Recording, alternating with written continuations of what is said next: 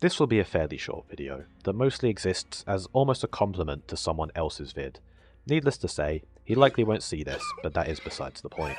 I want to give this perspective of mine some treatment, as I feel it has been completely missed.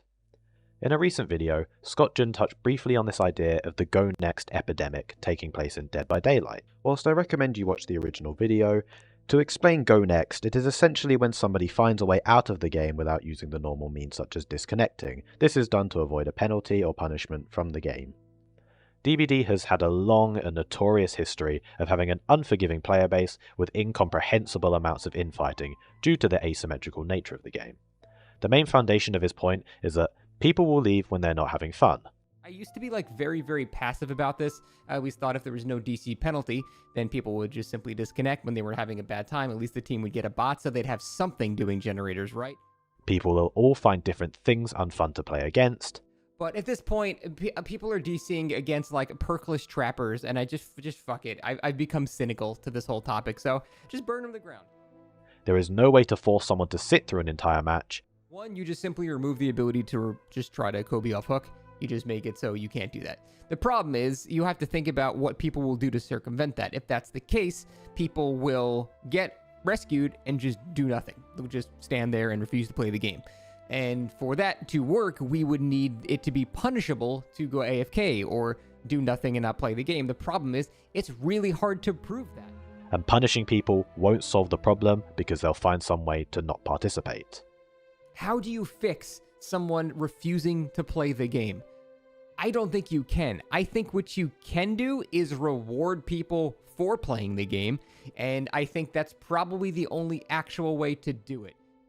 I agree with all of these points, but I think they miss the actual main antagonizer that is causing people to want to leave matches. Modern games do not last unoptimized for long. The most recent game of which I can draw comparisons to is Marvel Rivals. Less than a day after its release, people had already drawn up their own personal tier lists and determined that Hela and Hawkeye were the most egregiously busted characters available in the playable roster. Yet despite rampant optimizations in games like Valorant or Overwatch always occurring, why do people still like to see those matches out to the end? Oh my fucking god! And why do I even bring this up? This is about people who kill themselves on hook and choose to go next game because they're not having fun. Not because they've optimized the game flawlessly and there's nothing left to look for. Helplessness. It is a dreading feeling. You sit at your computer, watching as the timer on the spike ticks to 0. Your bottom fragging Omen, stuck in a hopeless 1v4. You sit shaken, realizing you only have 1 minute of overtime to push the payload 2/3 of the way through the map. You sit disheartened, watching as the first survivor falls before you've even completed one generator. In all of these situations, you feel hopeless. The game is lost. For all you care, you could close the game, get up from your computer and do something else with your life, something more fun, and the result of the match would remain the same. I mean, that's the optimal thing to do, is it not? I'm not having fun here. The game's already lost. I mean, nothing I do can change the outcome ahead, so why not just go next and value my time? But that's not the case. At least not for 2 of these examples. Your Omen? Well, he wins that clutch, and the game is still just about in reach. Your team? They fight harder than ever before and secure that 6-point push. And your DBD team? They collapse. Nothing can save you from this lost game. Whether you go next because it's a 1v3, or you go next because you're against a trapper, people don't stick around when they feel they're powerless, when they're put in a situation that they know they cannot do anything against. Explain to me why you hate trapper. I think the traps are unfun to play around and just cut off loops. Explain to me why you leave the game on Eerie. I think the map is badly designed and way too large for me to do anything. What you consider not having fun is actually just not feeling like you have any control over your own fate. And that is the core issue DBD faces. In Overwatch, if I fucking hate Sombra that much, I'll switch to Reaper and delete her every time she engages on my backline. In Valorant, if I hate Cypher's utility that much, well, there's another objective and I can avoid him, or potentially force a rotate if I'm that opposed to executing on the other side. But in DBD, if I'm against a hard sweating nurse, well, I just gotta suck it up and wait for the match to be over. Scott himself has previously made videos talking about this exact issue when it comes to killer design. People don't like guaranteed negatives, even if those negatives ultimately lead to positive outcomes. It guarantees a hit every single time, and it's not even like it's a super fast hit. The problem is the guarantee of the hit. It's not really a discussion of whether this is too strong or too weak. For example, Old Legion was not too strong. He was actually a pretty average killer. But the problem was the amount of skill expression he had was essentially zero. But what is a solution? What can behavior even do to mitigate this issue? Or is this solely a problem endemic to DBD's horrible community who hold no empathy for others? It is mostly the latter, but here are some of the legitimately viable solutions I've come up with. 1. This one I think is the most important one. A game should never be unwinnable. When a game becomes unwinnable is when no one wants to play anymore and they'll fuck off to the next one.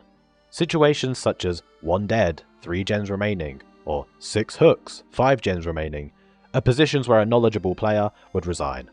I've won many killer games from lost positions, solely due to a couple of missteps from survivors allowing me to get 2 or 3 downs at once and snowball the game back into my control. There is no equivalent on the survivor end. I know once a player is dead, I can chase someone to the end of the earth for another 4 minutes, and the remaining 2 alive players still won't be able to get the gens done.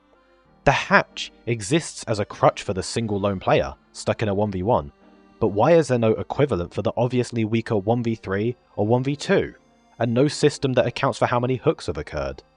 There is still things to manipulate in the game. For every hook that happens, all generators could get 2 or 3% progress added to them. Once a survivor is eliminated, any chase the killer takes, all survivors not being chased could get slightly faster gen repair speed. These things would make it so that people feel less hopeless in matches that would otherwise be guaranteed losses. 2. I don't particularly like this idea, but it exists solely for these people that really resent a certain killer. I don't think outright adding a ban system is healthy for the game. It can make queue times worse and make some characters be borderline unplayable, even if you don't intend to play them maliciously. For example, you might end up with like a 10-minute queue trying to play Burger King Myers or something. The alternative is tech perks. Card games often have something called tech cards. These exist as patchwork solutions for anything that may end up overtuned, but not imbalanced. In Hearthstone, a card called Lightforged Carriel would equip a weapon for you called the Immovable Object. The Immovable Object could not lose durability, meaning it stayed forever, and it halved all damage that your opponent took. This card was powerful enough, people began running a tech card called Rust Rot Viper, solely to negate its effect, destroying the weapon the moment Lightforged Carriel came down, and allowing the user to continue dealing full damage to their opponent. DBD already has some tech-ish perks. For example, Calm Spirit can really fuck over a doctor player that relies on the screaming to locate survivors. Introducing perks that deal with particular aspects of Killer's kit but don't make them completely redundant would be a healthier alternative than outright banning them. But then Killer players will just leave the game if they're against someone running them. Yes, but a Killer player leaving the game doesn't subject 3 other people to 10 more minutes of torment. In this instance, the game ends and everyone can literally go next and have fun in whatever game comes after. Survivors that feel the need to run these will be down a perk slot, of course, but such is unfortunately the price to pay for attempting to inconvenience a killer you particularly hate. 3. I just do not understand why DBD has not implemented this feature. Like, genuinely, just make it so that you can endorse people for sitting through a game or playing a way that you considered fair and fun for everyone. However you want to reward people with this system, I really could not care less. Offering blood points is probably the most likely thing behavior would go with, but likely the shittest, because BP incentives really do not achieve anything. Player XP is one possibility. It's kind of worthless, but it would be good for people who care about the rifts, due to 500 XP rewarding a rift fragment. Segregation is also a possibility, where people with higher endorsement levels are more likely to be queued with other high endorsements. Similarly to Overwatch, this level can deteriorate over time, but you can't actively give someone negative props. It will only go down sheerly through them not receiving any endorsements. The main reason this idea sucks is that, well, it's just a shitty Chinese social credit system, and also rewards players for playing more games, because they are more likely to receive more endorsements.